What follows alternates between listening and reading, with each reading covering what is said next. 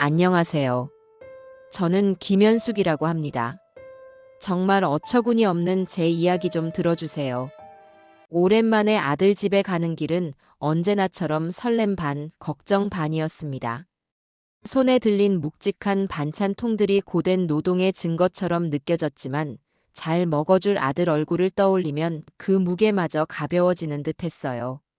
아들 박경호가 결혼한 지 벌써 2년.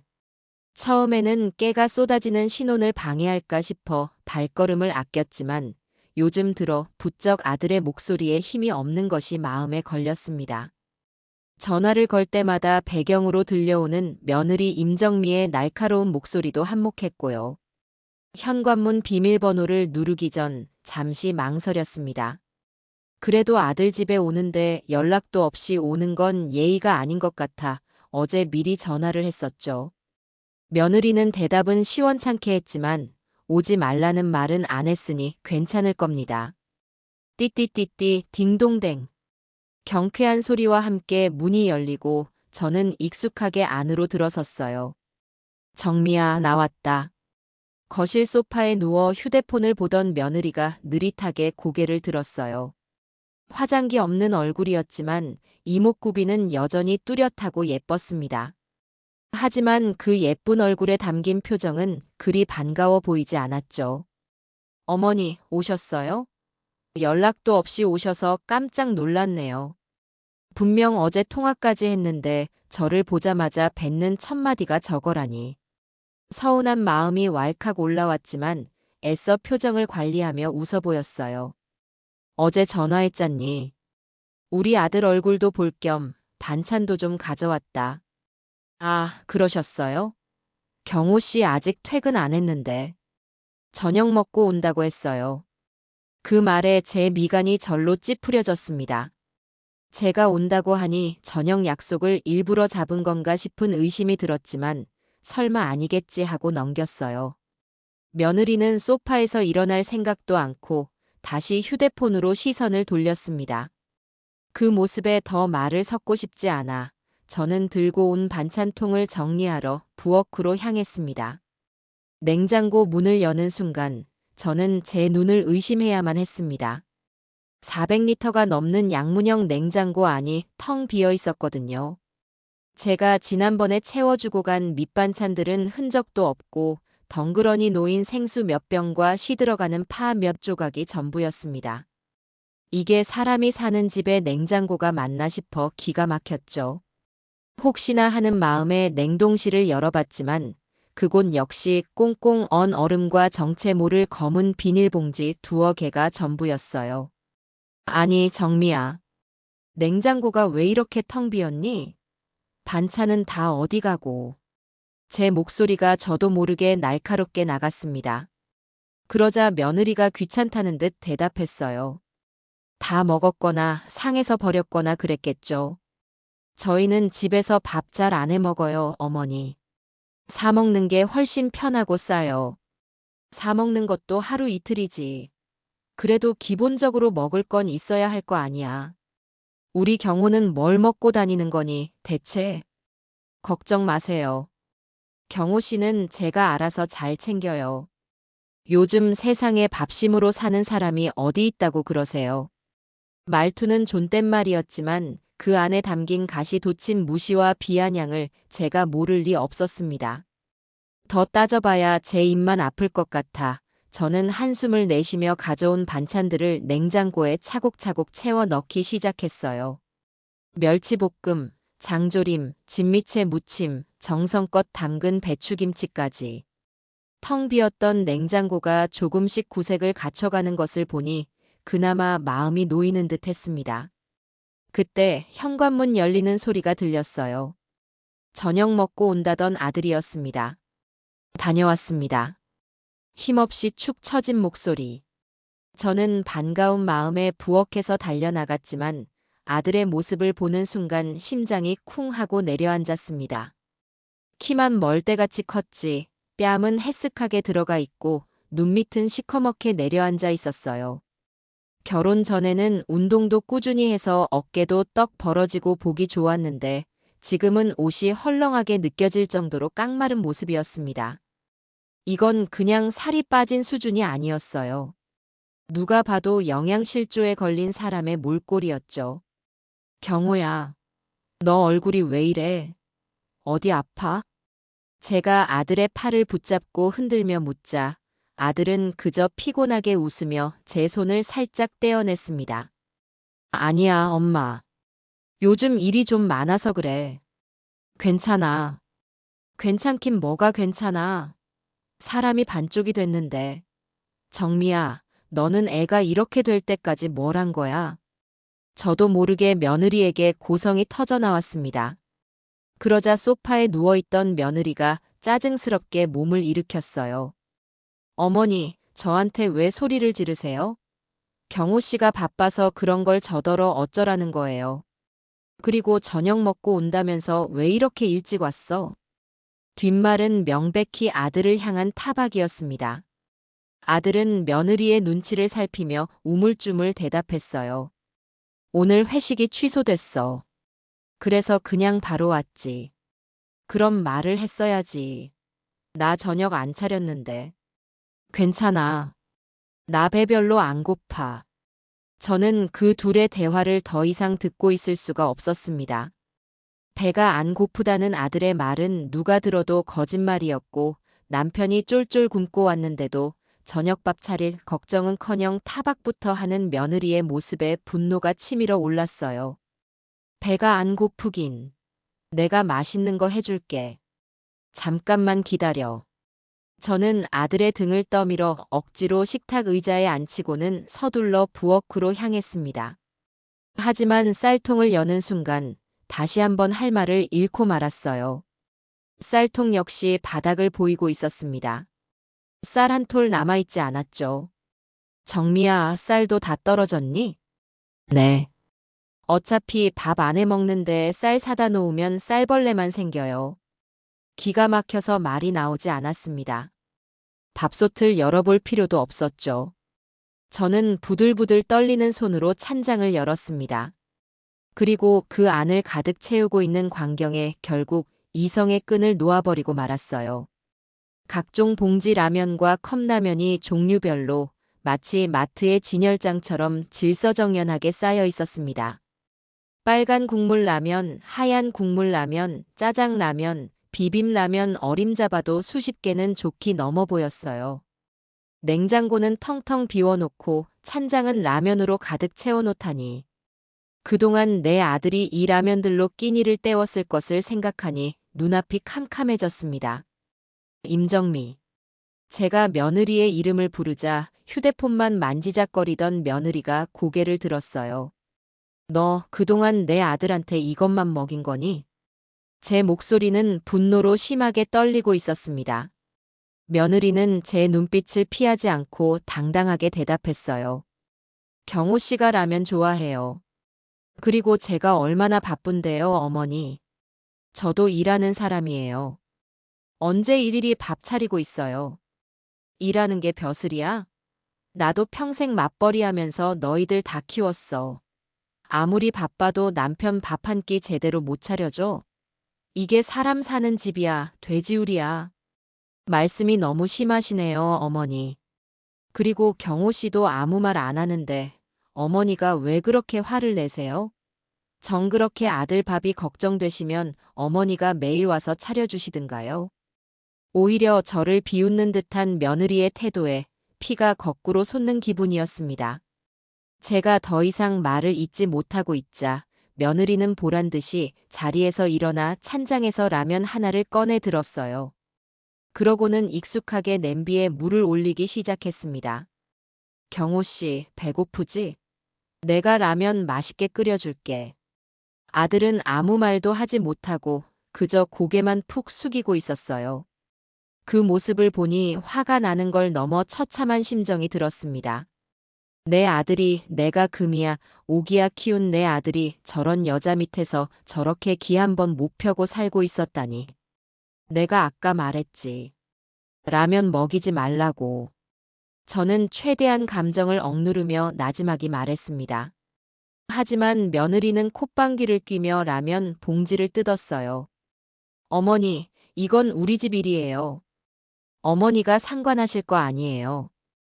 경호 씨가 괜찮다는데 왜 자꾸 그러세요? 상관할 거 아니라고. 내 아들이 굶어 죽게 생겼는데 내가 상관을 안 해? 너 정말 내 말이 말 같지 않게 들리는구나. 아, 진짜 지긋지긋하네. 드시고 싶으면 어머니나 끓여 드세요. 그 순간이었습니다. 며느리는 신경질적으로 소리를 지르며 끓기 시작한 냄비를 제 쪽으로 확 끼얹어 버렸습니다. 뜨거운 물이 제 허벅지와 종아리로 쏟아졌어요. 악 하는 비명과 함께 살이 타들어가는 듯한 끔찍한 고통이 밀려왔습니다. 바지는 순식간에 축축하게 젖어들었고 뜨거운 김이 모락모락 피어올랐죠. 엄마. 그제야 아들이 놀라 자리에서 벌떡 일어났습니다. 하지만 저는 고통보다 배신감과 분노에 몸이 떨렸어요. 며느리는 자신이 무슨 짓을 했는지 알기나 하는 건지 놀란 기색도 없이 저를 쏘아보고 있었습니다. 그 서늘하고 악의에 찬 눈빛을 마주하는 순간 제 안에 무언가가 완전히 끊어져 버렸습니다.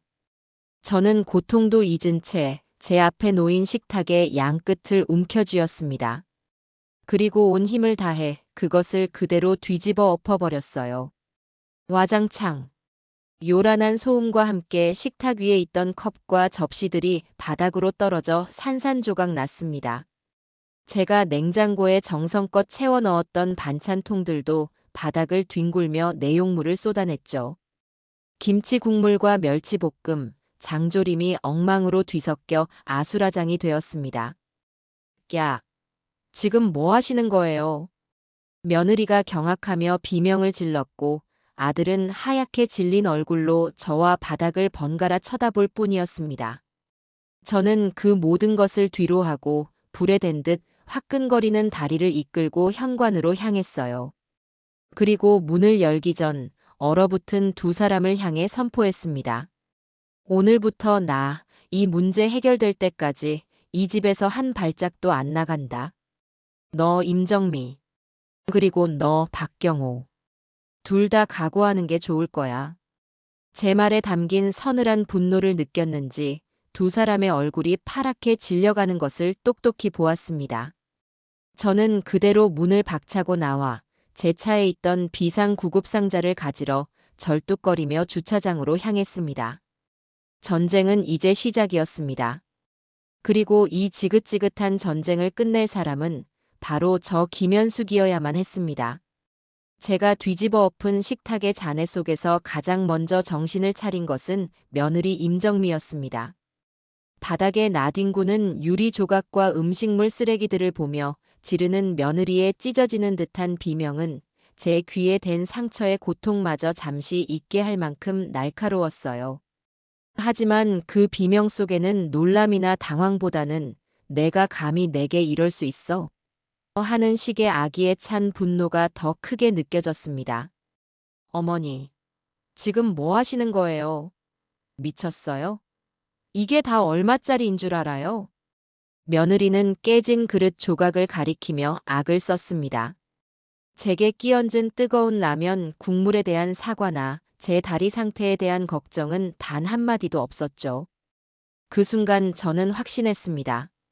이 아이는 처음부터 끝까지 자기 자신밖에 모르는 인간에 대한 기본적인 예의조차 없는 존재라는 것을요. 엄마, 괜찮아? 아들 경호가 뒤늦게 제게 다가와 부축하려 했지만 저는 아들의 손을 뿌리쳤습니다. 지금 이 순간 아들의 동정이나 걱정은 아무런 위로가 되지 않았어요. 오히려 저를 이렇게 만든 상황을 방치한 아들에 대한 원망이 더 컸습니다. 너는 가만히 있어. 이건 이제 너랑 나 둘만의 문제가 아니야. 저 여자랑 나 둘 중 하나는 끝장을 봐야 끝나는 싸움이다. 제 단호한 선언에 아들은 입술만 달싹일 뿐 아무 말도 하지 못했습니다. 그때 며느리가 갑자기 다리에 힘이 풀린 척 주저앉으며 훌쩍이기 시작했어요. 조금 전까지 저를 잡아먹을 듯이 소리 지르던 기세는 온데간데 없고 금방이라도 숨이 넘어갈 것처럼 가녀리게 어깨를 떨었습니다.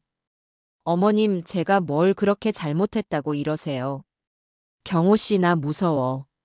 그 뻔뻔한 연기에는 혀를 내두를 지경이었습니다.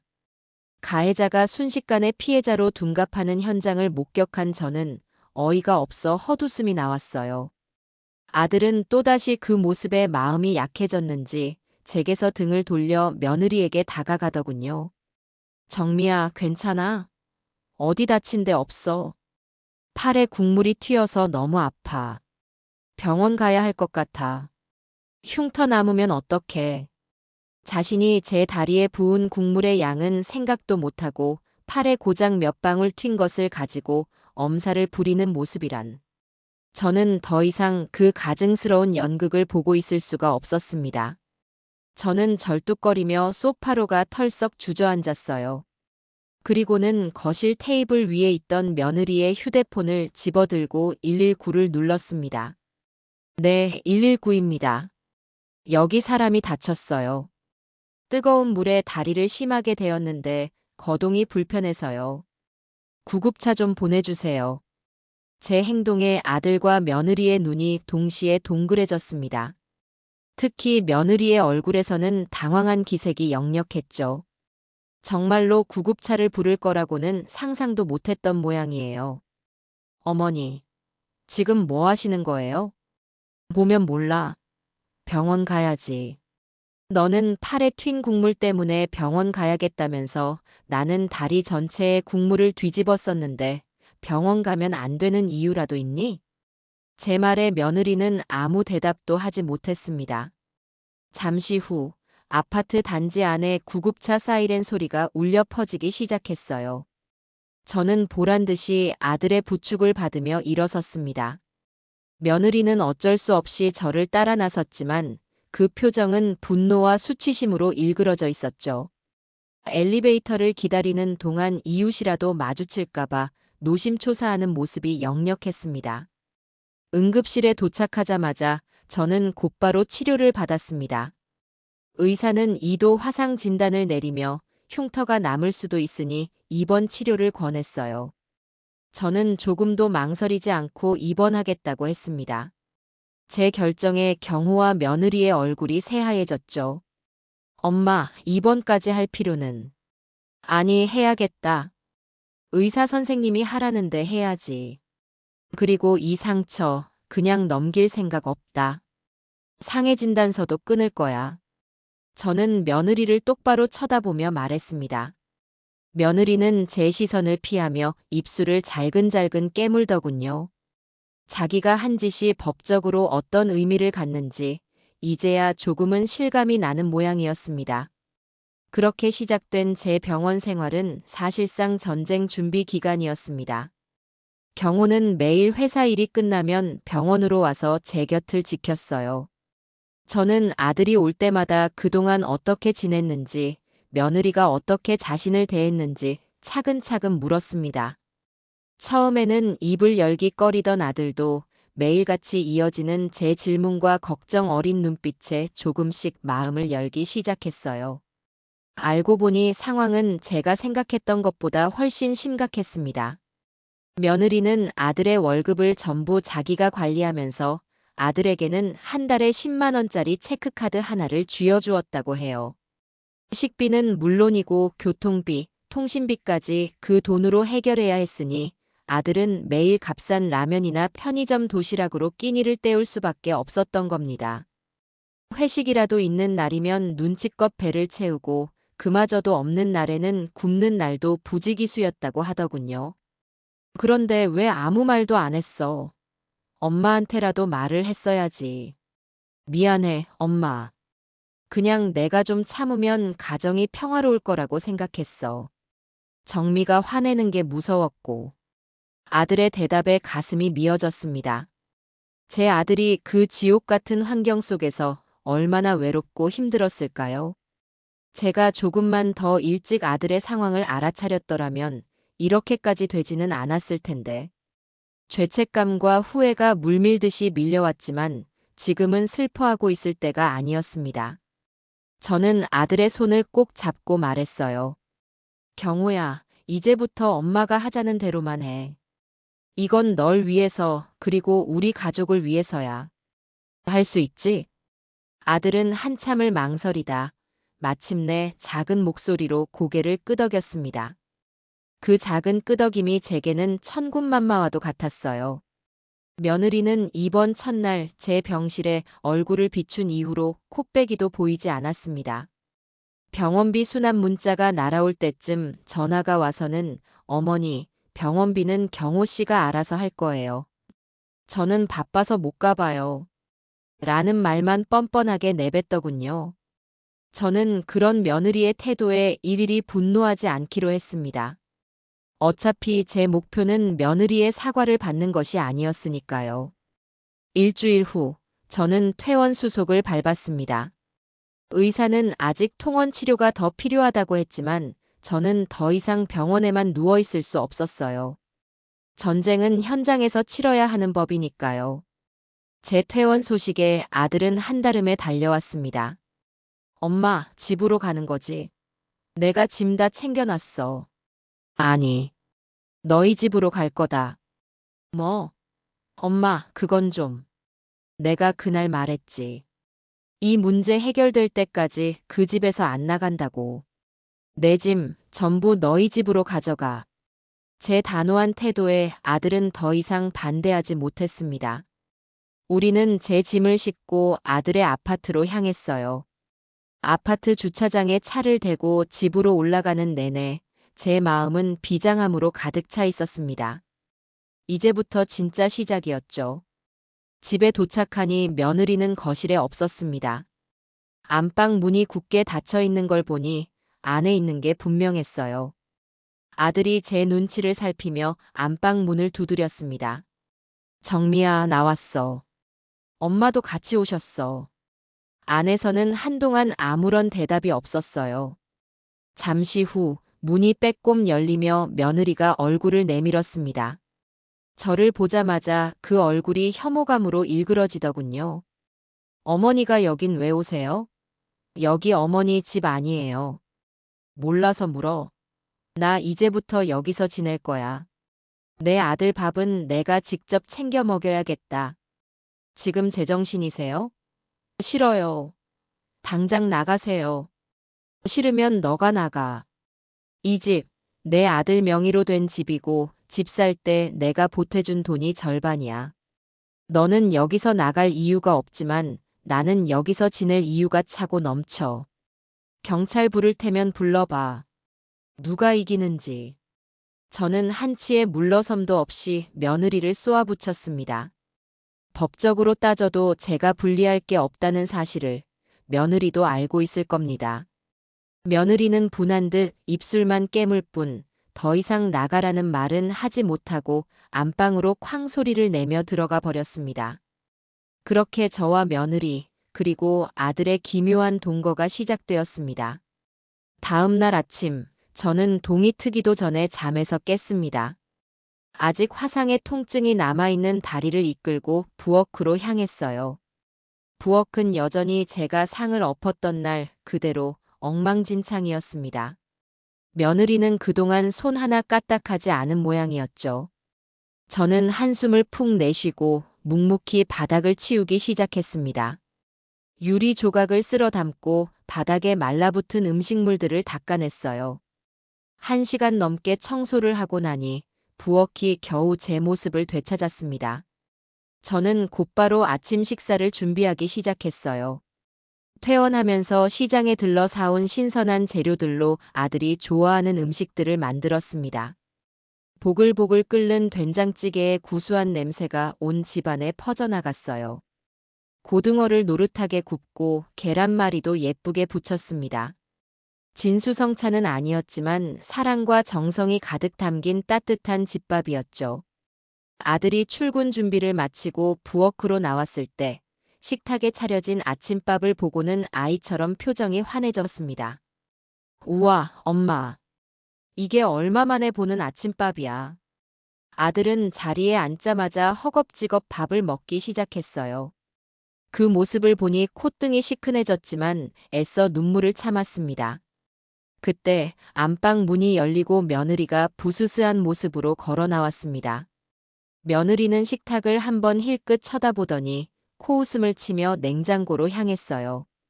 그러고는 냉장고에서 찬물을 한 컵 꺼내 마시고는 다시 방으로 들어가려 했습니다. 정미야, 너는 밥 안 먹니? 제가 묻자 며느리가 저를 돌아보며 비꼬는 투로 말했어요. 저는 아침부터 이렇게 거하게 안 먹어요. 속 부대껴서. 그리고 누가 요즘 아침밥을 이렇게 챙겨 먹어요? 촌스럽게. 그러고는 자기 방으로 쏙 들어가 버리더군요. 아들은 며느리의 말에 또다시 눈치를 보며 밥 먹는 속도를 줄였습니다. 저는 그런 아들의 밥그릇 위에 고등어 살을 발라 올려주며 말했어요. 신경 쓰지 말고 많이 먹어. 저런 거 신경 쓰다가는 너만 손해야. 아들은 제 말에 다시 힘을 내 밥 한 그릇을 뚝딱 비웠습니다. 아들이 밥을 다 먹고 출근 준비를 하는 사이 며느리는 방에서 말끔하게 차려입고 나왔어요. 손에는 고급 카페의 로고가 박힌 샌드위치와 커피가 들려 있었습니다. 저와 아들은 보란듯이 현관 앞에서 그것들을 먹으며 출근하더군요. 저는 그 모습을 묵묵히 지켜보았습니다. 괜찮아요. 전쟁은 이제 막 시작되었을 뿐이니까요. 며느리가 어떤 식으로 저를 무시하고 도발하든 저는 흔들리지 않을 겁니다. 제 목표는 오직 하나, 저 악랄한 며느리의 가면을 벗겨내고 제 아들을 저 지옥에서 구해내는 것이니까요. 저는 굳은 결심을 다지며 며느리가 어질러 놓고 나간 거실을 정리하기 시작했습니다. 앞으로 제가 해야 할 일은 아주 많았습니다. 아들과 며느리가 출근하고 텅 빈 집에는 저 혼자만 남았습니다. 고요한 정막 속에서 저는 앞으로의 계획을 차근차근 정리하기 시작했어요. 감정적으로 맞서 싸우는 것만으로는 저 영악한 며느리를 이길 수 없다는 것을 저는 잘 알고 있었습니다. 이 전쟁에서 이기기 위해서는 누구도 반박할 수 없는 확실한 증거와 명분이 필요했죠. 그리고 그 증거들은 바로 이 집 안에 숨어 있을 터였습니다. 저는 먼저 휴대폰을 들고 거실부터 사진을 찍기 시작했습니다. 소파 위에는 며느리가 벗어놓은 옷가지들이 아무렇게나 널브러져 있었고 테이블 위에는 며느리가 마신 커피 잔과 과자 부스러기들이 그대로 방치되어 있었어요. 어젯밤 제가 깨끗하게 치워놓은 공간이라고는 믿기지 않을 정도였죠. 찰칵, 찰칵. 저는 그 모든 광경을 하나도 빠짐없이 카메라에 담았습니다. 다음은 부엌이었습니다. 아침 식사를 준비하며 깨끗하게 정리해 놓은 싱크대에는 며느리가 샌드위치를 먹고 버린 포장지와 커피컵이 덩그러니 놓여 있었습니다. 분리수거조차 제대로 하지 않는 며느리의 게으름과 이기심이 고스란히 드러나는 장면이었죠. 저는 그것 또한 놓치지 않고 사진으로 남겼습니다. 그리고 마지막으로 저는 굳게 닫힌 안방 문 앞에 섰습니다. 이 집에서 유일하게 며느리의 허락 없이는 들어갈 수 없는 공간. 하지만 저는 망설이지 않았어요. 이곳이야말로 며느리의 실체를 파악할 수 있는 가장 중요한 장소라는 것을 직감했기 때문입니다. 저는 조심스럽게 문고리를 돌렸습니다. 다행히 문은 잠겨 있지 않았어요. 안방에 들어서는 순간 저는 거실과 부엌과는 전혀 다른 풍경에 입을 다물지 못했습니다. 방 안은 먼지 한 톨 없이 깨끗하게 정돈되어 있었고 공기 중에는 값비싼 향수 냄새가 은은하게 퍼져 있었어요. 마치 고급 호텔 스위트룸에 들어온 것 같은 착각이 들 정도였죠. 하지만 저를 더욱 놀라게 한 것은 방 안을 채우고 있는 물건들이었습니다. 한쪽 벽면을 가득 채운 붙박이장 문을 열자 안에는 명품 브랜드의 로고가 선명한 옷과 가방들이 가득 차 있었습니다. 대부분은 택도 떼지 않은 새 것들이었고 제가 평생 벌어도 사기 힘든 고가의 제품들도 수두룩했어요. 화장대 위에는 백화점 1층에서나 볼 수 있는 명품 화장품들이 종류별로 진열되어 있었습니다. 남편에게는 한 달 용돈 10만 원을 쥐어주면서 자신은 이렇게 사치스러운 생활을 하고 있었다니. 기가 막혀 말이 나오지 않았습니다. 저는 분노로 떨리는 손을 애써 진정시키며 그 모든 것들을 사진으로 찍기 시작했습니다. 가방 하나하나, 옷 하나하나, 화장품 하나하나. 며느리의 허영과 사치가 담긴 증거들을 꼼꼼하게 수집했어요. 그러다 화장대 서랍을 열어본 저는 마침내 결정적인 증거를 찾아내고야 말았습니다. 서랍 안에는 수북하게 쌓인 카드 명세서와 영수증 뭉치가 들어 있었습니다. 저는 그것들을 전부 꺼내 식탁 위에 펼쳐놓고 하나씩 꼼꼼하게 살펴보기 시작했어요. 명세서는 온통 백화점, 명품 아울렛, 고급 레스토랑, 피부 관리실, 해외 직구 사이트 결제 내역으로 가득 차 있었습니다. 매달 아들의 월급이 들어오는 날이면 마치 기다렸다는 듯이 수백만 원씩 결제한 내역이 선명하게 찍혀 있었죠. 남편의 한 달 용돈 10만 원과는 너무나도 대조되는 소비 패턴이었습니다. 저는 그 명세서들을 월별로 정리하며 중요한 부분은 따로 사진을 찍어 두었습니다. 이것은 며느리가 아들을 경제적으로 착취하고 가정을 돌보지 않았다는 것을 증명할 가장 확실한 물증이 될 터였습니다. 증거 수집을 마친 저는 다음 단계의 계획을 실행에 옮기기로 했습니다. 바로 며느리의 평소 행실을 기록하는 것이었죠. 저는 서랍 깊숙한 곳에 넣어두었던 낡은 공기계를 꺼내 들었습니다. 그리고 녹음 어플을 실행시킨 뒤 소파 쿠션 깊숙한 곳, 며느리의 눈에 띄지 않을 만한 곳에 그것을 숨겨두었습니다. 도청은 분명 불법적인 행동이라는 것을 알고 있었지만 제 아들을 구하기 위해서는 어쩔 수 없는 선택이라고 생각했어요. 며느리가 집 안에서 어떤 말을 하고 누구와 어떤 대화를 나누는지 알아야만 했습니다. 그날 저녁 아들과 며느리가 퇴근하고 돌아왔습니다. 저는 아무것도 모르는 척 평소와 같이 저녁 식사를 준비했어요. 며느리는 여전히 제가 차린 밥상에는 눈길도 주지 않고 배달 앱으로 파스타와 피자를 주문했습니다. 그리고는 거실 소파에 앉아 보란 듯이 그것들을 먹으며 친구와 통화를 시작하더군요. 저는 설거지를 하는 척하며 며느리의 대화에 모든 신경을 집중했습니다. 나야. 지금 집이지. 아, 말도 마. 우리 시어머니 완전 진상이야. 다리에 국물 좀 튀었다고 병원에 입원까지 하고 이제는 아예 우리 집에 눌러 앉았다니까. 진짜 늙으면 곱게 늙어야지 왜 저렇게 민폐를 끼치는지 몰라. 저는 끓어오르는 분노를 참기 위해 입술을 깨물어야 했습니다. 하지만 이것은 시작에 불과했어요. 박경호, 걔는 그냥 내 말이라면 죽는 신용까지 하는 머슴이지 뭐. 내가 돈 관리 다 하니까 찍소리도 못해. 요즘 용돈 좀 올려달라고 징징거리는데 어림도 없지. 내가 그 돈으로 명품 백을 하나 더 사고 말지. 하여튼 남자들은 단순해서 다루기 쉬워. 소파 밑에 숨겨둔 녹음기가 며느리의 목소리를 잘 담고 있기를 간절히 바랐습니다. 며느리는 한참 동안 친구와 함께 제 흉과 아들 흉을 보며 낄낄거리다가 통화를 끊고는 남은 피자 조각을 테이블 위에 그대로 둔 채 방으로 쏙 들어가 버렸습니다. 저는 설거지를 마친 뒤 조심스럽게 소파 밑에서 녹음기를 꺼냈습니다. 그리고 떨리는 손으로 녹음 파일을 재생시켰어요. 다행히 며느리의 목소리는 아주 선명하게 녹음되어 있었습니다. 그 내용을 다시 듣는 것은 고통스러웠지만 저는 몇 번이고 반복해서 들으며 중요한 부분들을 따로 기록해 두었습니다. 이제 증거는 충분히 모였습니다. 사진, 카드 명세서, 그리고 며느리의 본심이 담긴 녹음 파일까지. 이제 남은 것은 이 증거들을 가지고 아들을 완벽하게 설득하고 며느리의 숨통을 조이는 것이었습니다. 저는 다음 날 아침이 밝아오기만을 기다렸습니다. 이 지긋지긋한 전쟁을 끝내기 위한 저의 첫 번째 반격이 시작될 시간이었습니다. 다음 날은 주말이었습니다. 아들이 늦잠을 자고 일어나 거실로 나왔을 때 저는 미리 준비해둔 자료들을 테이블 위에 펼쳐놓고 아들을 기다리고 있었어요.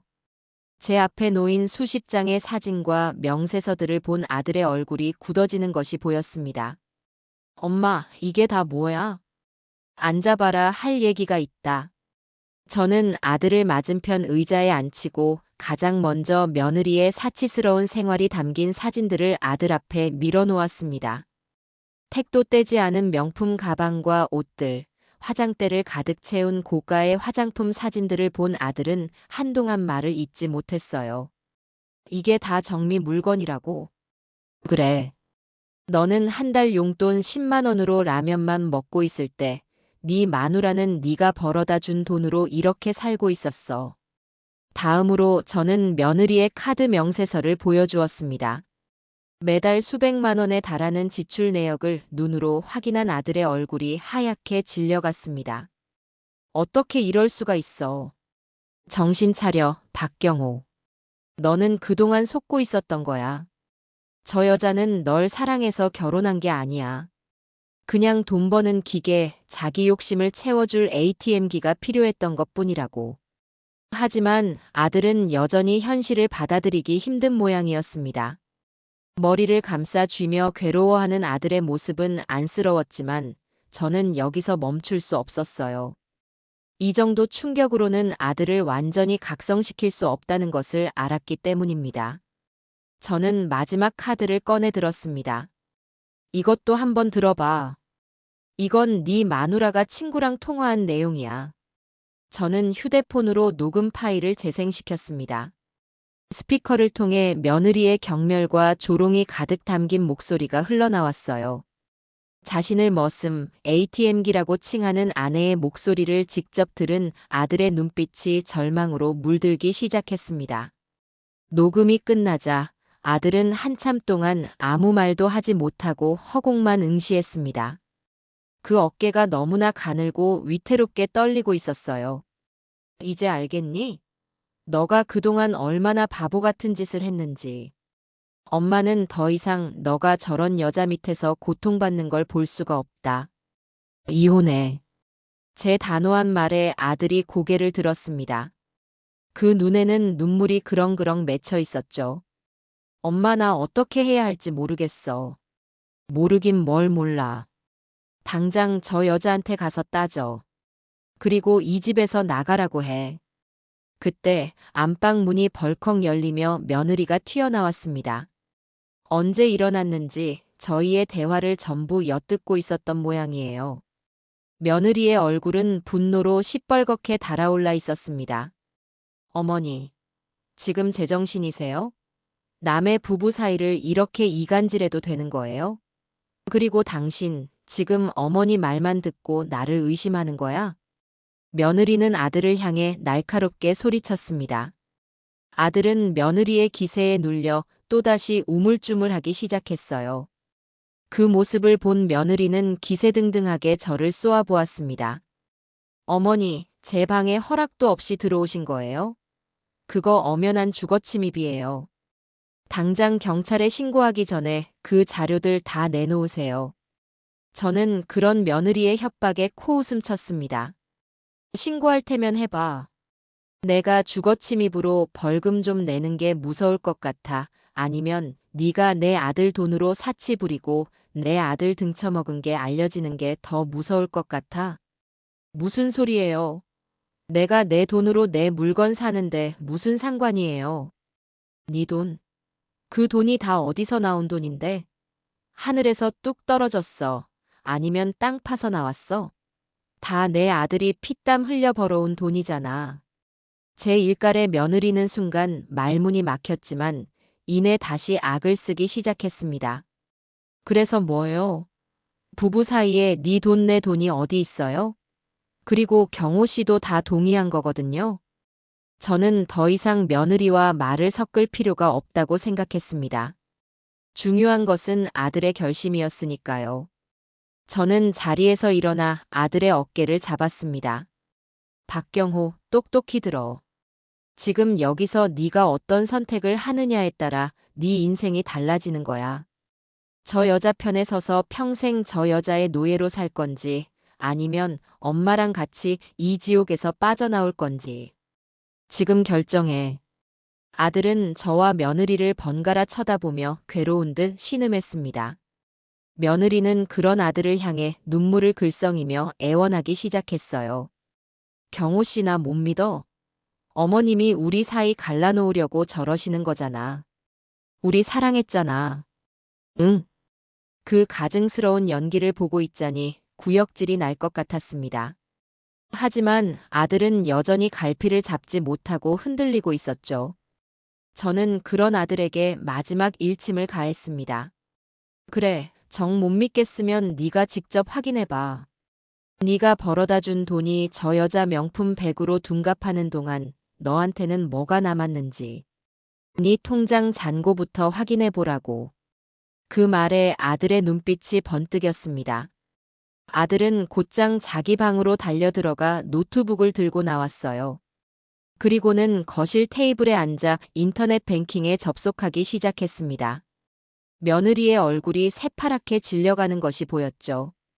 경호 씨, 지금 뭐 하는 거야? 하지 마. 며느리가 아들의 노트북을 덮으려고 했지만 아들은 며느리의 손을 거칠게 뿌리쳤습니다. 그리고 자신의 계좌 내역을 확인한 아들의 얼굴은 이내 절망과 분노로 완전히 되었습니다. 화면에는 마이너스 잔고가 선명하게 찍혀 있었으니까요. 이게 다 뭐야? 내 돈 다 어디 갔어? 아들은 낮은 목소리로 읊조리다 이내 며느리를 향해 고개를 들고 울부짖었습니다. 처음으로 아들이 며느리 앞에서 분노를 터뜨린 순간이었습니다. 임정미, 너 내 돈 다 어디다 썼어? 말해. 그건 우리 생활비로. 생활비? 매일 라면만 먹는데 무슨 놈의 생활비가 이렇게 많이 들어. 너 내 돈으로 그동안 명품 사들이고 놀러 다닌 거지? 맞지? 모든 진실을 마주한 아들의 분노 앞에서 며느리는 더 이상 아무런 변명도 하지 못했습니다. 그저 파랗게 질린 얼굴로 뒷걸음질 칠 뿐이었죠. 저는 그 모습을 지켜보며 길고 길었던 전쟁의 첫 번째 전투에서 마침내 승기를 잡았음을 직감했습니다. 이제 며느리가 이 집에서 버틸 날도 얼마 남지 않았을 겁니다. 아들의 울부짖음과 며느리의 파랗게 질린 얼굴. 그날의 거실은 그야말로 전쟁터의 축소판이었습니다.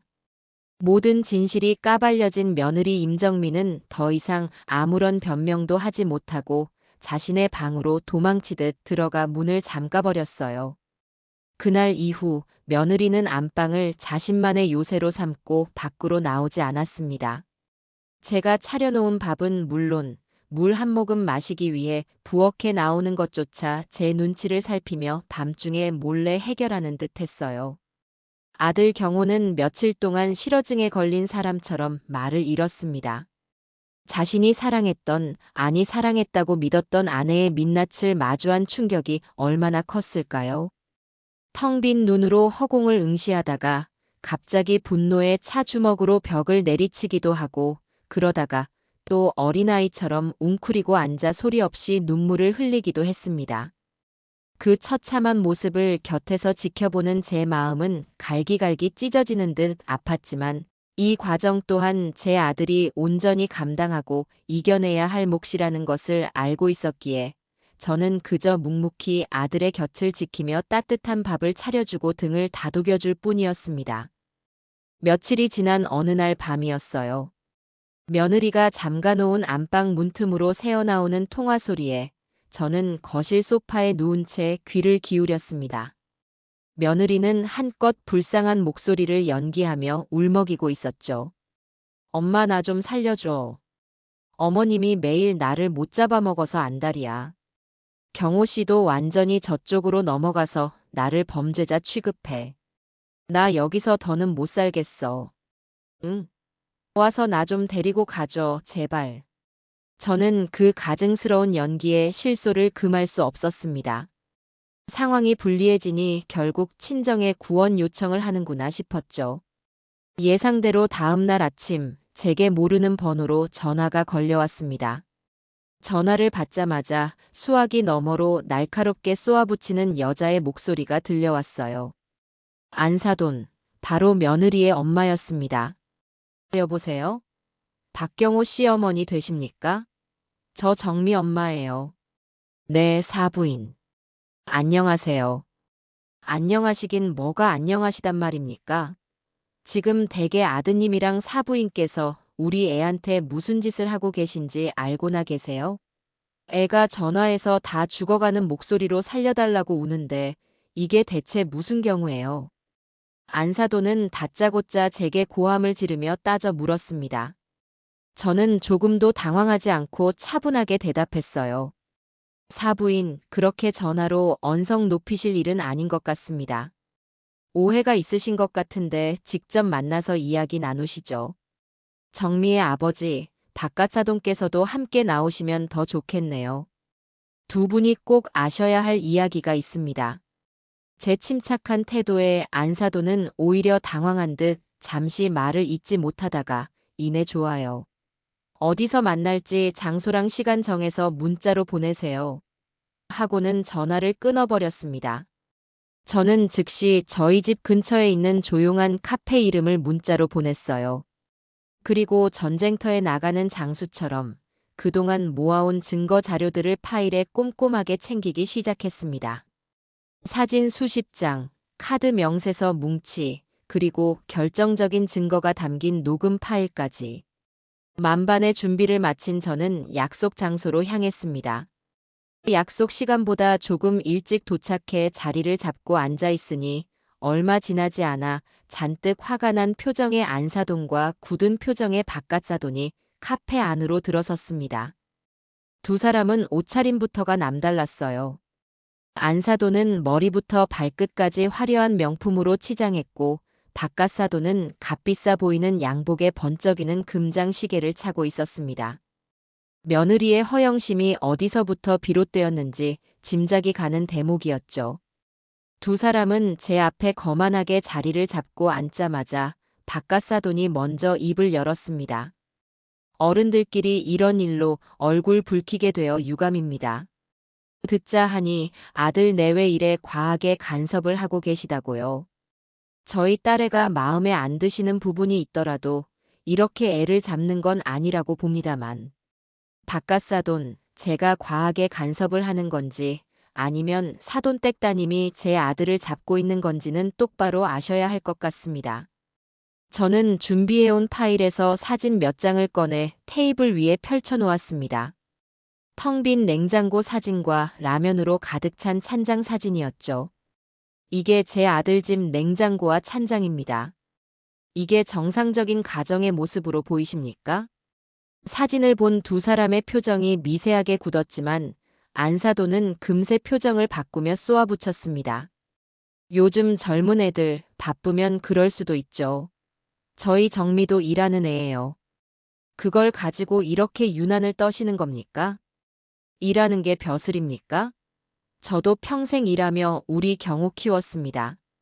아무리 바빠도 남편 끼니 걱정하는 건 아내의 기본 도리 아닌가요?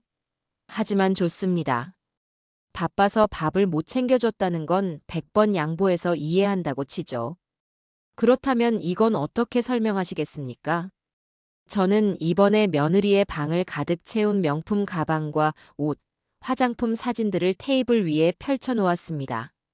수십 장의 사진이 테이블을 가득 채우자 두 사람의 눈이 놀라움으로 커졌어요. 제 아들은 한 달 용돈 10만 원으로 저 라면들을 사 먹으며 연명하고 있을 때 사돈댁 따님은 이렇게 호화로운 생활을 즐기고 있었습니다. 이게 과연 정상적인 부부의 모습일까요? 이게 다 정미 거라고요? 안사돈의 목소리가 살짝 떨리고 있었습니다. 박가사돈 역시 굳은 얼굴로 사진들을 뚫어지게 쳐다보고 있었죠. 저는 쐐기를 받기 위해 마지막으로 카드 명세서 뭉치를 테이블 위에 올려놓았습니다. 여기 사돈댁 따님이 제 아들 월급날마다 법인카드 긁듯이 쓴 카드 명세서입니다. 매달 수백만 원씩 전부 백화점 명품관과 고급 레스토랑에서 사용한 내역이죠. 이 돈이 전부 어디서 나왔을까요? 당연히 제 아들이 피땀 흘려 벌어온 돈입니다. 이제 상황은 완전히 역전되었습니다. 기세등등하게 저를 몰아붙이려던 두 사람은 자신들의 딸이 저지른 만행의 증거 앞에서 아무 말도 하지 못하고 있었어요.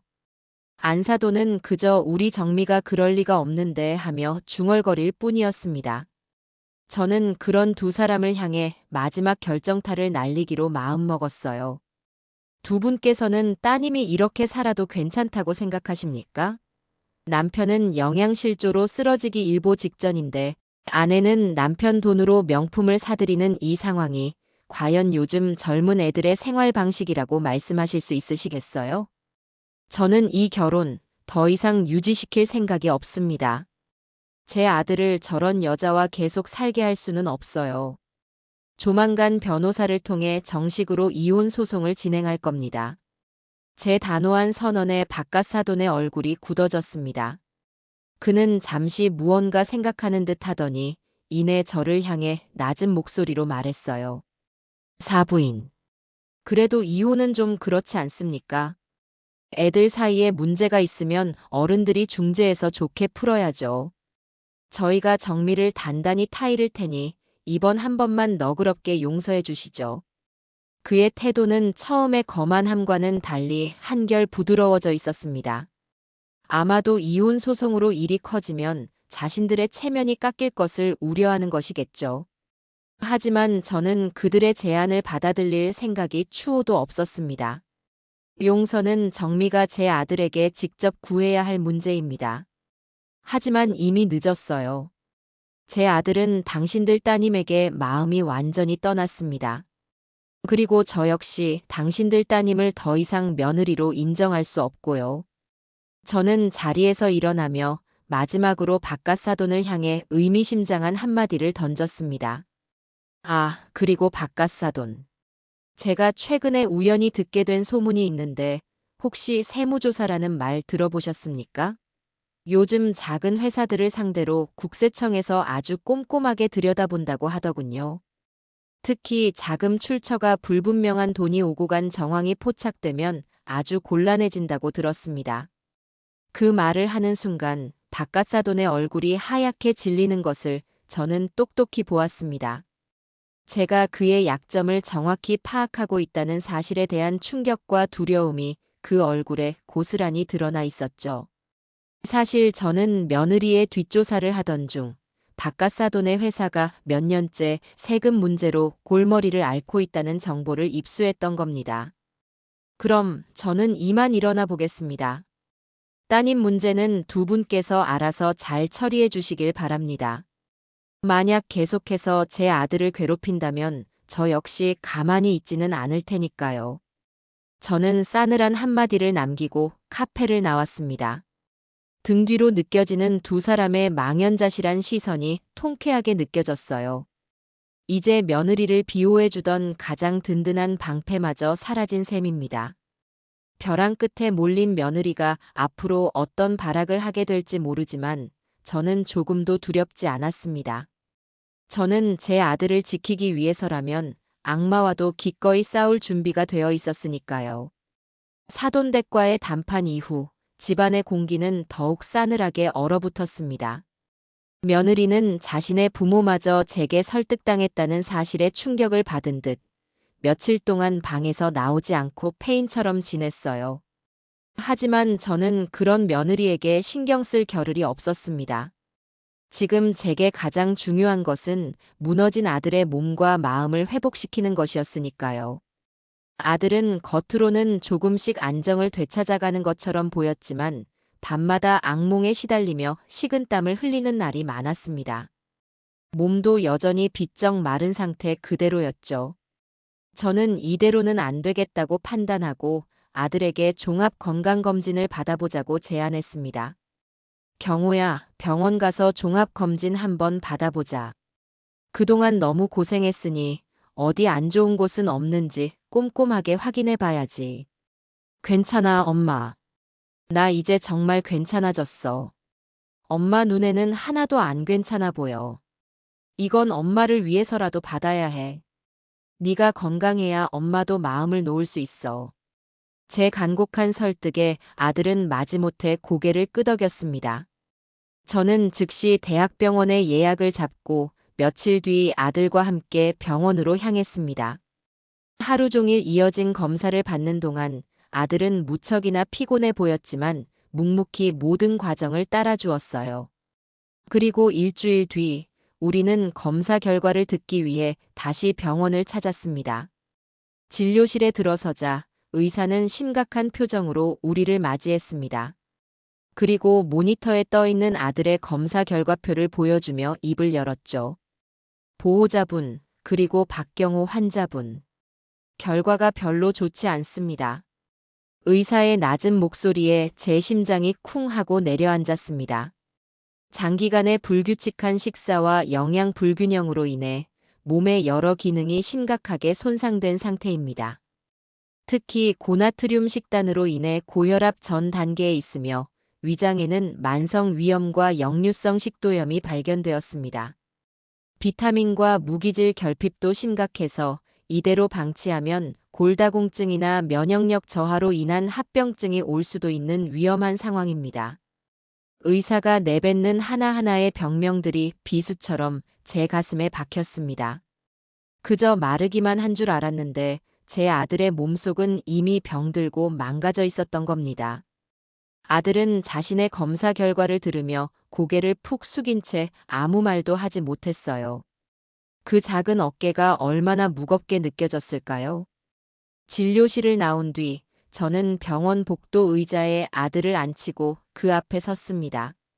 이제 알겠니? 너가 그동안 어떤 취급을 받고 살았는지. 이건 그냥 밥 좀 굶은 수준이 아니야. 해도 해도 너무해. 의사 선생님 말씀 들었지? 이대로 갔으면 너 큰일 날 뻔했어. 저 여자는 네 목숨을 갉아먹고 있었던 거라고. 저는 더 이상 아들이 망설이거나 흔들려서는 안 된다고 생각했습니다. 아들의 마음속에 남아있는 일말의 미련이라도 완전히 끊어내기 위해서는 더 강력한 충격 요법이 필요했어요. 저는 집으로 돌아오는 차 안에서 그동안 아들에게 차마 들려주지 못했던 마지막 녹음 파일을 재생시켰습니다. 바로 며느리가 저를 진상 시어머니라고 욕하고 아들을 ATM기라고 조롱했던 그 통화 내용이었죠. 차 안의 스피커를 통해 며느리의 경멸 어린 목소리가 울려 퍼졌습니다. 아들은 운전대를 잡은 채 굳은 얼굴로 정면만 응시하고 있었어요.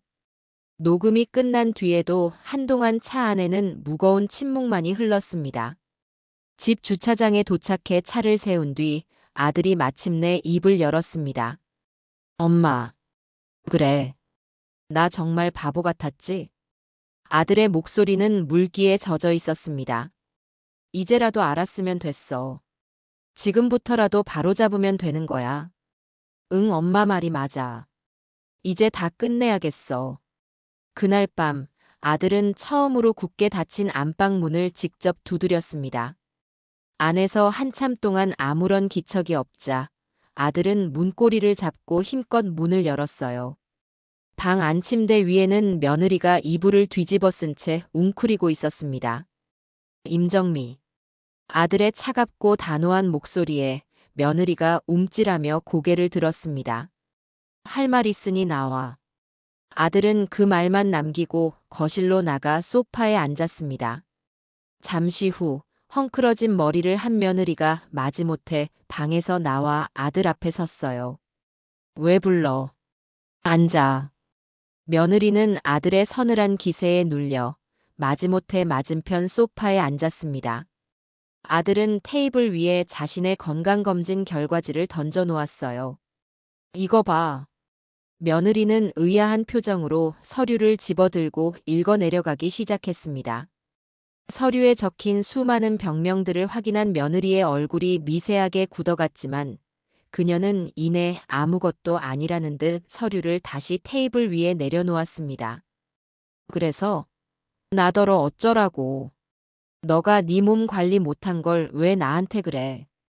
그 뻔뻔한 대답에 아들은 헛웃음을 터뜨렸습니다. 내 몸 관리? 매일 라면만 먹이면서 나한테 몸 관리하라고? 너 정말 끝까지 반성이라는 걸 모르는구나. 내가 언제 너한테 라면만 먹였어. 너도 좋다고 먹었잖아. 그리고 나도 일하느라 바쁜데 어떻게 매일 진수성찬을 차려줘? 너 지금 우리 엄마. 아빠한테 이상한 소리 해서 나만 나쁜 사람 만들어 놓고 이제는 하다 하다 별걸 다 트집 잡네. 며느리는 또다시 눈물을 글썽이며 피해자 코스프레를 시작했습니다. 하지만 이번에는 통하지 않았어요. 아들은 조금도 흔들리지 않고 자신의 휴대폰을 들어 녹음 파일을 재생시켰습니다. 박경호, 걔는 그냥 내 말이라면 죽는 신용까지 하는 머슴이지 뭐. ATM기가 말이 많아. 자신의 목소리가 거실에 울려 퍼지자 며느리의 얼굴에서 핏기가 사라졌습니다. 동공은 공포로 흔들리고 있었죠. 이걸 어떡해. 이제 더 이상 할 말 없지? 너한테 나는 사랑하는 남편이 아니라 그냥 돈 벌어다 주는 기계, 네 욕심 채워주는 머슴이었을 뿐이니까. 아들은 자리에서 일어났습니다. 그리고 며느리를 내려다보며 그동안 제가 그토록 듣고 싶었던 말을 마침내 내뱉었습니다. 우리 이혼하자. 아니, 이혼해줄게. 그러니까 당장 이 집에서 나가. 네 짐 하나도 빠짐없이 다 챙겨서 내 눈앞에서 사라져. 아들의 선언에 며느리는 아무 말도 하지 못했습니다. 그저 망연자실한 표정으로 아들을 올려다볼 뿐이었죠. 길고 길었던 아들의 각성이 마침내 끝을 맺는 순간이었습니다. 저는 방 안에서 그 모든 상황을 지켜보며 조용히 눈물을 훔쳤습니다. 이제 정말로 이 지옥 같은 시간을 끝낼 수 있을 것 같았습니다. 아들의 이혼 선언에도 불구하고 며느리 임정민은 이틀이 지나도록 집에서 나가지 않고 버텼습니다. 오히려 안방을 점거한 채 변호사와 통화하며 재산 분할이니 위자료니 하는 말들을 보란듯이 흘리고 다녔죠. 그 뻔뻔하고 악착 같은 모습에 아들은 분노를 넘어 깊은 환멸을 느끼는 듯 했습니다. 엄마, 저러다 정말 안 나가면 어떡하지? 소송으로 가면 시간도 오래 걸리고 복잡해질 텐데. 아들의 걱정 어린 말에 저는 단호하게 대답했습니다. 걱정하지 마라. 엄마한테 다 생각이 있다. 저렇게 버틸수록 손해를 보는 건 우리가 아니라 저 여자 자신이라는 걸 곧 깨닫게 될 테니까. 다음 날 저는 아들을 데리고 제가 미리 알아봐둔 이혼 전문 변호사 사무실을 찾아갔습니다. 중년의 여성 변호사는 우리의 이야기를 차분히 들어준 뒤 제가 그동안 모아온 증거 자료들을 꼼꼼하게 검토하기 시작했어요. 사진과 명세서, 건강검진 결과지, 그리고 녹음 파일까지 모두 확인한 변호사는 안경을 고쳤으며 말했습니다. 어머님, 정말 대단하십니다. 이 정도 증거를 모으셨다니 보통 정성으로는 불가능한 일인데요. 변호사의 칭찬에 괜히 어깨가 으쓱해지는 기분이었습니다. 이 정도면 소송으로 가도 승소할 확률이 매우 높습니다. 상대방, 즉 임정미 씨는 혼인 파탄의 명백한 유책 배우자입니다. 폭언, 경제적 방임, 심각한 수준의 사치와 낭비, 그리고 시어머니에 대한 화상까지. 오히려 박경호 씨께서 임정미 씨에게 위자료를 청구해야 할 상황입니다. 변호사의 명쾌한 설명에 아들의 얼굴에 조금씩 희망의 빛이 돌기 시작했어요. 다만 한 가지 확인해야 할 것이 있습니다. 임정미 씨가 재산을 은닉했을 가능성입니다. 보통 이런 경우 남편 명의의 재산을 자신의 가족이나 타인의 명의로 빼돌리는 경우가 많습니다. 지난 몇 년간의 금융거래 내역을 전부 확인해서 의심스러운 자금 흐름이 있는지부터 파악해야 합니다. 변호사의 조언은 제 생각과 정확히 일치했습니다. 저는 그날 바로 은행으로 가 아들의 지난 5년간의 모든 입출금 거래 내역을 발급받았습니다. 그리고 그날 밤 아들과 저는 식탁에 앉아 수백 장에 달하는 서류 더미와 씨름을 시작했어요. 한 장 한 장 서류를 넘기며 꼼꼼하게 내역을 확인하는 것은 고된 작업이었습니다. 하지만 제 아들의 인생이 걸린 문제라고 생각하니 피곤함도 잊은 채 집중할 수 있었어요. 몇 시간이 흘렀을까 마침내 아들이 의심스러운 거래 내역을 발견하고는 저를 불렀습니다. 엄마, 이것 좀 봐. 아들이 가리킨 곳에는 매달 월급날 직후에 일정 금액이 임정아라는 이름으로 송금된 내역이 찍혀 있었습니다. 임정아, 바로 며느리의 여동생, 즉 처제의 이름이었죠. 금액은 매달 조금씩 달랐지만 꾸준히 수십만 원에서 많게는 100만 원이 넘는 돈이 처제의 통장으로 흘러 들어가고 있었습니다. 명백한 재산 은닉의 증거였습니다. 이런 교활한 것 자기 동생 통장으로 돈을 빼돌리고 있었구나. 우리는 곧바로 이 사실을 변호사에게 알렸습니다. 변호사는 예상했다는 듯 다음 단계를 지시했어요. 잘 찾아내셨습니다. 이제 재산분할 소송과 함께 해당 계좌에 대한 가압류를 신청해서 돈을 셔플하지 못하도록 묶어둬야 합니다. 그리고 지금 당장 박경호 씨 명의의 모든 공동계좌를 해지하고 임정미 씨가 사용하는 가족카드를 정지시키세요. 상대방의 돈줄을 완벽하게 차단하는 것이 가장 효과적인 압박 수단이 될 겁니다. 변호사의 말에 따라 아들은 그 자리에서 즉시 은행 고객센터에 전화를 걸었습니다. 네, 본인 박경호 맞습니다. 지금 제 명의로 개설된 모든 공동관리 계좌를 해지하고 싶습니다. 그리고 제 아내 임정미 씨가 사용하고 있는 가족카드도 즉시 정지 처리해 주세요. 수화기 너머로 상담원의 안내 멘트가 들리고 잠시 후 모든 처리가 완료되었다는 확인을 받았습니다. 이제 며느리는 아들의 돈을 단 한 푼도 쓸 수 없게 된 겁니다.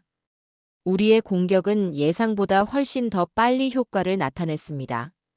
다음 날 오후 며느리가 외출했다가 무언가에 단단히 화가 난 채로 집으로 돌아왔어요. 그녀는 안방으로 들어가는 대신 거실 소파에 앉아 있는 저와 아들을 향해 삿대질을 하며 소리를 질렀습니다. 당신들 지금 나한테 무슨 짓을 한 거야? 내 카드가 왜 정지됐어? 이게 어떻게 된 일이냐고. 아마도 밖에서 카드를 사용하려다 결제가 거부되는 망신을 당한 모양이었습니다. 아들은 그런 며느리를 차갑게 쳐다보며 대답했어요. 이제 그 카드는 네 카드가 아니니까. 네가 그동안 내 돈으로 실컷 누리고 살았으면 이제 그만할 때도 됐잖아. 뭐? 네가 뭔데 내 카드를 마음대로 정지해. 생활비는 어떡하라고. 생활비? 그동안 네가 빼돌린 돈만 해도 몇 년치 생활비는 좋게 나오겠다. 네 동생 임정아 통장으로 꼬박꼬박 송금한 돈, 그거 다 뭔지 설명부터 해보시지. 처제의 이름이 나오자 며느리의 얼굴이 하얗게 질렸습니다. 우리가 어디까지 알고 있는지 가늠하려는 듯 그 눈동자가 불안하게 흔들렸죠. 자신의 모든 계획이 수포로 돌아갔다는 것을 깨달은 며느리는 이내 태도를 바꿔 바닥에 주저앉아 울기 시작했습니다. 경호 씨, 내가 잘못했어. 내가 정말 죽을 죄를 지었어. 응. 한 번만 용서해줘. 다시는 안 그럴게. 우리 다시 예전처럼 잘 지내자. 응? 하지만 이미 늦었습니다. 아들의 마음은 얼음장처럼 차갑게 식어 있었고 저 역시 그 악어의 눈물에 속아 넘어갈 생각이 조금도 없었습니다. 아들은 냉정하게 말했어요. 용서는 필요 없어. 변호사 통해서 서류 보낼 테니 그렇게 알고 있어. 싫어. 나 이혼 못해. 아니, 안 해. 여기서 한 발짝도 못 나간다고. 며느리는 바닥에 드러누워 발버둥 치며 악을 썼습니다. 하지만 돈줄이 끊긴 그녀의 발악은 더 이상 우리에게 아무런 위협이 되지 못했습니다. 그녀가 의지하던 모든 것들이 무너져 내리고 있었으니까요. 저는 그 모습을 지켜보며 이 지긋지긋한 전쟁의 끝이 정말로 머지 않았음을 확신했습니다. 이제 법의 심판을 통해 모든 것을 제자리로 돌려놓을 일만 남은 것이었습니다. 돈줄이 끊기고 법적 소송까지 예고된 며느리 임정미는 벼랑 끝에 몰린 쥐처럼 최후의 발악을 시작했습니다. 그녀가 선택한 마지막 무기는 바로 동정심 유발과 망신주기였어요. 며느리는 매일같이 제 휴대폰으로 전화를 걸어 울고불고 애원하다가 제가 받지 않으면 욕설과 저주가 담긴 문자 메시지를 수십 통씩 보내왔습니다. 그것도 모자라 이제는 아들의 회사 근처에 찾아가기 시작했어요. 점심시간이면 회사 로비 앞에서 기다리다가 나오는 아들을 붙잡고 사람들 앞에서 무릎을 꿇고 비는 촌극을 벌이기도 했습니다. 아들은 그런 며느리의 모습에 질려버려 한동안 점심도 굶은 채 사무실에만 틀어박혀 지내야 했죠. 하지만 며느리의 진정한 목표는 따로 있었습니다. 바로 우리 집안의 가장 큰 연례 행사인 시아버지의 제삿날이었어요. 저희 집안은 종갓집은 아니었지만 돌아가신 아버님의 제사만큼은 모든 형제자매가 모여 정성껏 지내는 것을 중요한 전통으로 여기고 있었습니다. 그날이 다가오자 저는 며느리가 무슨 짓을 벌일지도 모른다는 불길한 예감에 휩싸였습니다. 아니나 다를까 제사 전날 밤 며느리는 제게 장문의 문자 메시지를 보내왔습니다. 그 내용은 기가 막혔죠. 어머니, 저도 이 집안의 며느리인데 할아버님 제사에 빠질 수는 없지요. 내일 꼭 찾아뵙고 할아버님께 인사 올리고 큰어머님과 고모님들께도 그동안의 억울한 사정을 모두 말씀드릴 겁니다. 제가 얼마나 이 집안을 위해 헌신했는데 어머니와 경호 씨가 저를 이렇게 내쫓으려 하는지 똑똑히 알릴 거예요. 그 문자는 명백한 선전포고였습니다. 친척들이 모두 모인 자리에서 저와 아들을 파렴치한 가해자로 만들고 자신은 희생양인 척 연기하겠다는 속셈이었죠. 아들은 그 문자를 보고 당장 쫓아가서 머리채라도 잡아야 하는 거 아니냐며 분노했지만 저는 오히려 아들을 말리며 차분하게 말했습니다. 경호야, 흥분하지 마라. 저 여자가 저렇게 나올 줄 엄마는 이미 예상하고 있었어. 오히려 잘된 일이야.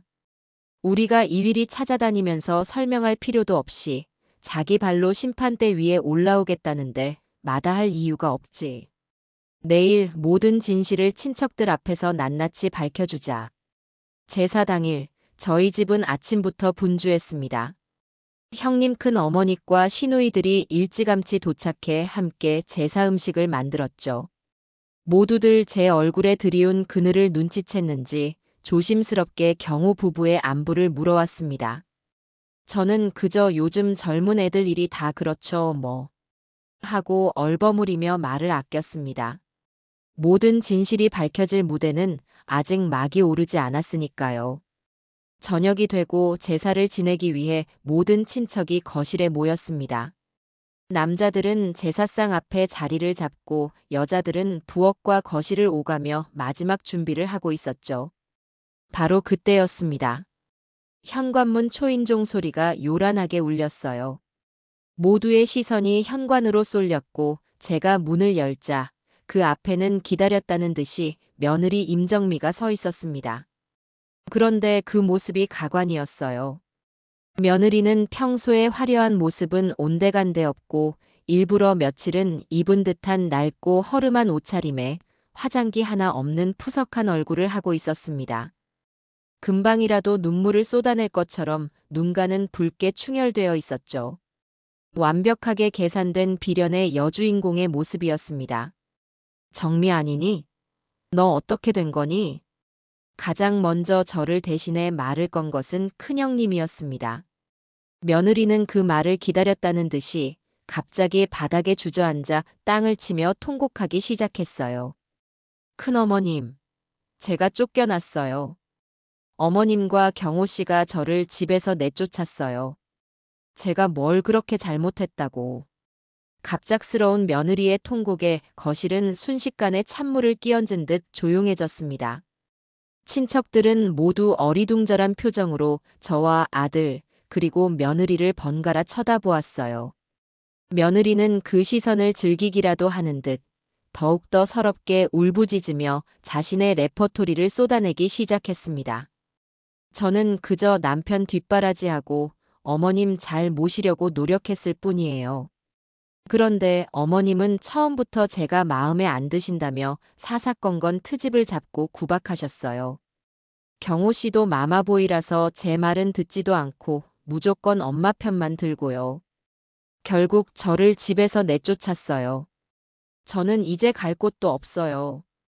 그럴듯한 거짓말과 눈물 연기가 뒤섞인 며느리의 쇼는 꽤 효과적이었습니다. 일부 마음 약한 친척들은 안쓰러운 표정으로 며느리를 쳐다보며 수군거리기 시작했죠. 아니, 연숙 씨가 저렇게 독한 사람이었나? 경우가 마마보이 기질이 있긴 했지. 하는 소리가 제 귀에도 들려왔습니다. 아들은 분노를 참지 못하고 당장이라도 며느리에게 달려가 따지려 했지만 저는 아들의 팔을 붙잡고 조용히 고개를 저었습니다. 아직 때가 아니었어요. 며느리가 자신의 연기에 한껏 취해 더 이상 빠져나갈 수 없는 구렁텅이로 스스로 걸어 들어갈 때까지 기다려야 했습니다. 며느리의 연기가 절정에 달했을 때쯤 저는 조용히 입을 열었습니다. 제 목소리는 나지막했지만 소란스러운 거실의 공기를 가르기에는 충분했어요. 자, 이제 연극은 그만하지 그러니. 제 말에 며느리의 울음소리가 순간 뚝 그쳤습니다. 모든 친척의 시선이 다시 제게로 쏠렸죠. 저는 소파 옆에 놓아두었던 커다란 쇼핑백을 들고 거실 중앙으로 걸어 나갔습니다. 형님, 아주버님, 그리고 고모님들과 동서들. 오늘 아버님 제사상 앞에서 이런 소란을 피우게 되어 정말 죄송합니다. 하지만 저 역시 이 자리에서 모든 진실을 밝혀야겠습니다. 이 아이가 과연 이 집안의 며느리 자격이 있는 아이인지 여러분께서 직접 판단해 주십시오. 저는 쇼핑백에서 그동안 모아온 증거 자료들을 꺼내 거실 테이블 위에 하나씩 펼쳐놓기 시작했습니다. 텅 빈 냉장고와 라면으로 가득 찬 찬장 사진. 며느리 방을 가득 채운 명품 가방과 옷가지들 사진. 그리고 매달 수백만 원씩 결제된 카드 명세서 뭉치까지. 엄청난 양의 증거 자료들이 테이블을 가득 채우자 친척들은 모두 놀라 입을 다물지 못했습니다. 여기 있는 이 모든 것이 이 아이가 지난 2년간 제 아들에게 한 짓입니다. 제 아들은 한 달 용돈 10만 원으로 저 라면으로 끼니를 때우고 있을 때 이 아이는 제 아들이 벌어온 돈으로 이렇게 사치스러운 생활을 즐기고 있었습니다. 저는 며느리를 똑바로 쳐다보며 말했습니다. 며느리의 얼굴은 새하얗게 질려 있었죠. 어디 그뿐인 줄 아십니까?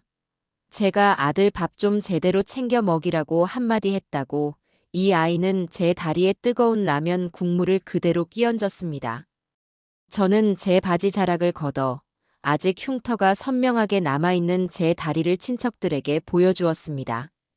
곳곳에서 경악의 탄성이 터져나왔어요. 이게 사람이 할 짓이야? 세상에 저런 독한 것을 봤나? 상황은 순식간에 역전되었습니다. 며느리를 향했던 동정의 시선은 이제 경멸과 분노의 시선으로 바뀌어 있었죠. 바로 그때 구세주라도 만난 듯 며느리가 현관 쪽을 향해 외쳤습니다. 엄마, 아빠. 현관문이 열리며 잔뜩 화가 난 표정의 안사돈과 박가사돈이 집 안으로 들이닥쳤습니다. 아마도 며느리가 미리 연락을 해둔 모양이었어요. 안사돈은 집안 분위기는 살피지도 않고 다짜고짜 제게 달려들어 삿대질을 하기 시작했습니다. 사부인, 이게 대체 무슨 짓입니까? 아무리 그래도 그렇지 여러 사람 모인 데서 우리 애를 이렇게 망신을 줘요.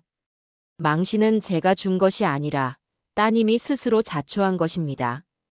그리고 두 분도 잘 오셨습니다. 마침 여쭤보고 싶은 것이 있었거든요. 두 분은 따님이 이런 짓을 하고 다니는 것을 정말 모르셨습니까? 아니면 알고도 모른 척 하신 겁니까? 제가 테이블 위에 증거 자료들을 가리키며 묻자 두 사람의 얼굴이 굳어졌습니다. 하지만 안사돈은 이내 다시 목소리를 높였죠. 부부 사이의 일은 부부가 알아서 하는 거지. 우리가 어떻게 속속들이 다 압니까? 그리고 우리 정미가 뭘 그렇게 잘못했어요. 남편 돈 좀 쓴 게 그렇게 죽을 죄예요? 그 뻔뻔한 대답에 가만히 듣고만 있던 저희 시아주버님께서 마침내 입을 열었습니다. 이보시오 사돈. 지금 말이 좀 지나치신 것 같소. 남편은 영양실조로 만들어 놓고 그 돈으로 명품을 사들이는 게 잘못이 아니면 대체 뭐가 잘못이란 말이오. 자식 교육을 어떻게 시켰기에 애가 저 모양이오. 종갓집의 큰어른이신 시아주버님의 불호령에 안사돈의 기세가 한풀 꺾였습니다. 바깥사돈 역시 안절부절 못하며 진땀을 흘리고 있었죠. 저는 그 기회를 놓치지 않고 마지막 쐐기를 박았습니다. 여러분, 그리고 사돈댁 어른들. 이 아이가 제 아들을 뭐라고 부르는지 아십니까? 저는 휴대폰을 꺼내 그동안 아껴두었던 녹음 파일을 재생시켰습니다. 거실에는 며느리가 제 아들을 머슴, ATM기라고 조롱하는 목소리가 선명하게 울려 퍼졌습니다. 그 내용을 들은 친척들은 모두 경악을 금치 못했고 며느리와 사돈 내외는 이제 고개조차 들지 못했습니다. 모든 것이 끝난 순간이었습니다. 며느리의 거짓말과 연기는 산산조각 났고 그녀를 비호하던 부모마저 공공의 적이 되어버렸죠. 시아주버님은 바깥사돈을 향해 소리쳤습니다. 사돈, 더 이상 볼 것 없으니 어서 따님 데리고 이 집에서 나가시오. 그리고 다시는 우리 집안에 발도 들여놓을 생각 마시오. 결국 며느리와 사돈 내외는 모든 친척의 손가락질을 받으며 도망치듯 저희 집을 빠져나갔습니다. 쿵 하고 현관문이 닫히는 소리와 함께 길고 길었던 소동도 막을 내렸습니다. 저는 그 자리에 주저앉아 긴 한숨을 내쉬었습니다. 비록 아버님의 제삿날에 큰 소란이 벌어지긴 했지만 모든 진실이 밝혀지고 제 아들의 억울함이 풀린 것만으로도 충분히 가치 있는 싸움이었습니다. 친척들이 모두 모인 제삿날, 공개적으로 망신을 당하고 쫓겨난 이후 며느리 임정미 측은 한동안 잠잠했습니다. 아마도 변호사와 함께 법정 싸움을 준비하고 있는 것이겠지요. 저희 역시 변호사의 조언에 따라 차근차근 이혼 소송을 준비해 나갔습니다. 며느리의 유책 사유를 증명할 증거들은 차고 넘쳤고 친척들의 사실 확인서까지 더해져 승소는 거의 확실시되는 분위기였습니다. 몇 주 뒤 법원으로부터 첫 조정기일 통지서가 날아왔습니다. 본격적인 재판에 앞서 조정위원회 중재하에 양측이 합의를 시도하는 절차였죠. 저는 아들과 함께 굳은 마음으로 법원으로 향했습니다. 법원 복도에서 마주친 며느리와 그녀의 변호사는 우리를 발견하고도 못 본 척 차갑게 지나쳐 먼저 조정실로 들어가 버렸습니다. 조정실 안에는 인상 좋은 중년의 여성 조정위원이 우리를 기다리고 있었습니다. 조정위원은 양측의 입장을 들어보겠다며 먼저 며느리 측 변호사에게 발언 기회를 주었습니다.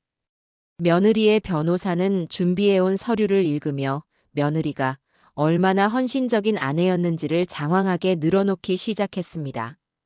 원고박 경호의 아내인 피고 임정민은 지난 2년간 시어머니의 부당한 구박과 남편의 무관심 속에서도 가정을 지키기 위해 헌신적으로 노력해왔습니다.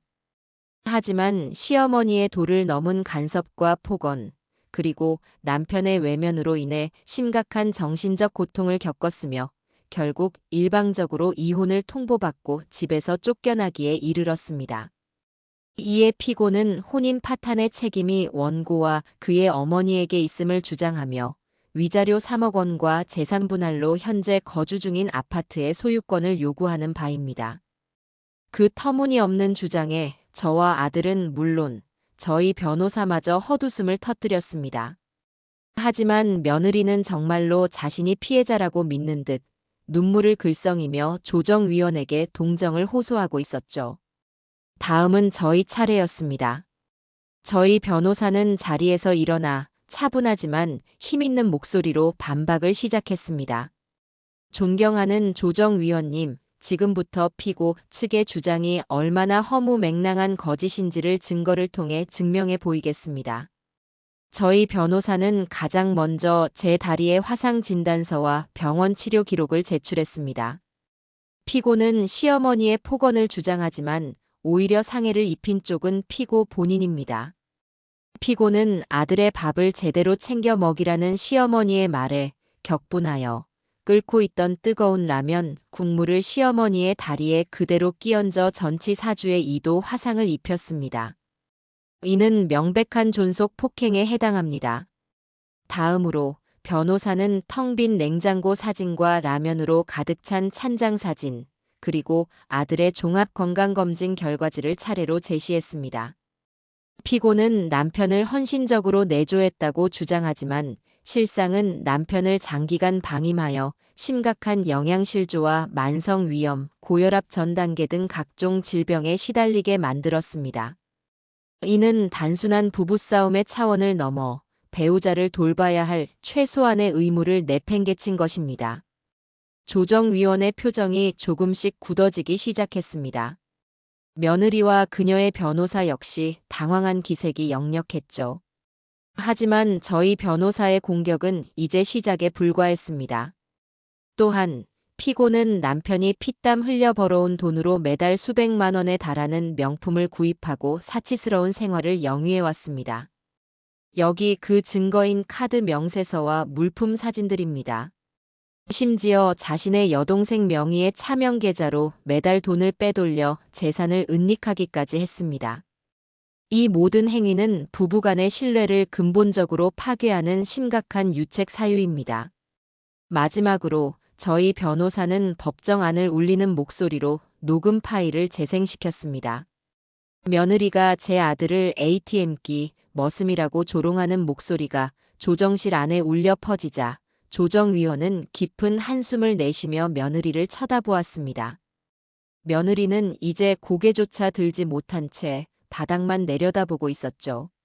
모든 증거 제출이 끝나자 조정위원은 며느리 측 변호사를 향해 싸늘하게 말했습니다. 피고 측 변호사님, 지금 제출된 증거들을 보니 피고 측의 주장은 전혀 설득력이 없어 보입니다. 오히려 이 소송은 원고 측이 위자료를 청구해야 할 사안으로 판단됩니다. 이대로 재판까지 갈 경우 피고에게는 훨씬 더 불리한 판결이 내려질 가능성이 매우 높습니다. 조정안을 제시하겠습니다.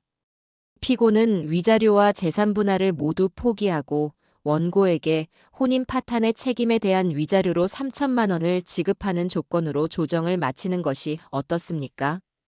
조정위원의 제안에 며느리의 변호사는 얼굴이 새하얘졌고 며느리는 말도 안 돼 하고 소리를 질렀습니다. 제가 왜 돈을 줘야 해요? 저는 억울해요. 결국 며느리는 조정안을 받아들이지 않았고 조정은 결렬되었습니다. 저희로서는 아쉬울 것이 없었죠. 어차피 재판으로 가면 저희에게 더 유리한 판결이 나올 것이라는 확신이 있었으니까요. 몇 달 뒤 마침내 첫 재판 기일이 잡혔고 우리는 다시 법정에 섰습니다. 재판은 조정 때와 거의 비슷한 양상으로 흘러갔습니다. 며느리 측은 억울함을 호소하며 거짓 주장을 반복했고 저희 측은 압도적인 증거 자료로 조목조목 반박해 나갔습니다. 판사는 저희가 제출한 증거들을 하나하나 꼼꼼하게 검토하며 며느리를 향해 날카로운 질문을 던지기도 했습니다. 그리고 마침내 마지막 선고기일. 법정에 들어서는 제 심장은 그 어느 때보다도 격렬하게 뛰고 있었습니다. 판사석에 앉은 판사가 판결문을 읽어 내려가기 시작했습니다. 주문. 원고 박경호와 피고 임정민은 이혼한다. 둘째, 이 사건 혼인 파탄의 주된 책임은 피고의 장기간에 걸친 폭언과 경제적 방임, 부당한 대우, 그리고 혼인 기간 중에 심각한 낭비와 재산, 은닉 등 부정한 행위에 있으므로 피고는 유책 배우자로서 원고에게 위자료 5천만 원을 지급하라. 셋째, 재산 분할 청구에 관하여 피고는 혼인 중 재산 형성 및 유지에 대한 기여도가 거의 없으며 오히려 원고의 재산을 부당하게 낭비하고 은닉한 점이 인정되므로 피고의 재산 분할 청구는 기각한다. 넷째, 소송 비용은 모두 피고가 부담한다. 판결이 내려지는 순간 저도 모르게 눈물을 터뜨렸습니다. 옆에 앉은 아들은 제 손을 꼭 잡아주었죠. 길고 길었던 싸움이 마침내 우리의 완벽한 승리로 끝나는 순간이었습니다. 며느리 임정민은 판결을 듣고는 그 자리에 주저앉아 망연자실한 표정을 지었습니다. 모든 것을 잃어버린 그녀의 얼굴에는 후회나 반성보다는 도끼 어린 분노만이 가득해 보였습니다. 하지만 이제 그 어떤 것도 저와 제 아들의 앞날을 막을 수는 없을 겁니다. 우리는 법정을 나와 눈부시게 쏟아지는 햇살 속으로 당당하게 걸어 나갔습니다. 지긋지긋했던 악연의 고리를 끊어내고 새로운 삶을 향한 첫걸음을 내딛는 순간이었습니다. 이혼 판결이 나고 1년이라는 시간이 흘렀습니다. 강산이 한 번은 바뀌지 않았지만 제 아들 경호의 인생은 송두리째 바뀌었습니다. 그 지옥 같던 시간의 흔적은 아들의 얼굴에서 더 이상 찾아볼 수 없었어요. 규칙적인 식사와 꾸준한 운동 덕분에 아들은 결혼 전보다 훨씬 더 건강하고 늠름한 모습을 되찾았습니다. 깡마른 몸에는 보기 좋게 근육이 붙었고 늘 그늘져 있던 얼굴에는 밝은 웃음이 떠나지 않았죠. 주말이면 저와 함께 등산을 가거나 낚시를 즐기기도 하면서 평범하지만 소중한 일상을 채워나갔습니다.